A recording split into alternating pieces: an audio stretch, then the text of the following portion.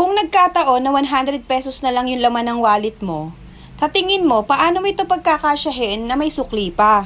Real talk ito para dun sa mga nanay na kagaya ko na tight lang talaga yung budget. Una mong iisipin dyan ay yung pagkain na masustansya, sulit, at syempre hindi ka mahalan. Yun saktong-sakto lang talaga dun sa budget na dala mo. Sa sobrang mahal ng mga bilihin, hindi mo alam kung anong bibilin mo. Mahal din ang karne ng baboy, baka, isda, manok, pati mga gulay, mahal na din. Pati nga yung mga sangkap na ginagamit sa pagluluto ay nagtaasan na rin ang presyo. Kagaya na rin lang ng paminta, asin, suka, toyo, at kung ano-ano pa. Kung tutuusin, dati talaga yung 1,000 mo ay marami ka nang mabibili sa palengke o kaya sa grocery. Ngayon yung 1,000 mo ay parang halagang 10 piso na laang ngayon. Na pag nabarihan nga ay hindi mo na alam kung saan nagpunta. Habang nalipas yung panahon, lalo naghihirap, lalong tumataas lahat ng mga bilihin. Pero wala naman tayong magagawa kasi may mga pagkain talaga na kailangan natin bilihin. Pwede rin naman tayong magtanim kung meron tayong mga bakanting lote dyan, kagaya ng mga gulay at kung ano-ano pa.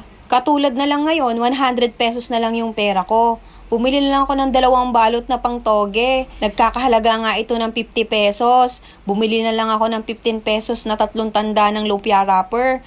Di may sukli pa ako. Buti na lang, merong pa akong bawang at sibuyas sa Knorr Cube sa bahay.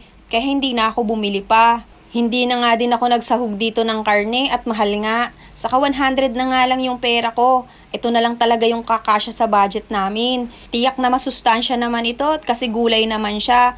Halo-halo na, may carrots, may repolyo, meron din siyang konting kamote. Tapos magtitimpla na lang kami ng sausawa na suka ay ayos na ayos na. Tapos itong gulay ay ginisa ko nga kaya meron ding sabaw. Hindi rin naman namin ito mauubos kaya bukas ay meron pa kaming pang-ulam. Dadagdagan ko na nga lang siguro ito kinabukasan ng pritong itlog or kahit anong pwede ko pang maidagdag. After ko nga mabalot lahat yung mga toge na ginisa kong gulay, ay piprituhin ko na nga ito isa-isa. Siguro ay 8 piraso lang yung pinirito ko. Madali lang naman itong maluto. Pagka na golden brown na nga yung wrapper, ay pwede na ito. Kasi luto na naman yung gulay at ginisa ko nga siya kanina. Kayo ba mga inday, pag 100 pesos na lang yung pera nyo, anong mga tipid na ulam yung naiisip nyo bukod sa pagbili ng itlog ha? Kasi common na talagang mura talaga yun at magkakasya talaga yun sa halagang 100 pesos. Comment down below para maluto natin at masubukan ko din. After kong maluto ito lahat ay kakain na kami. Maghahain na nga at nakaluto na rin kami ng kanin.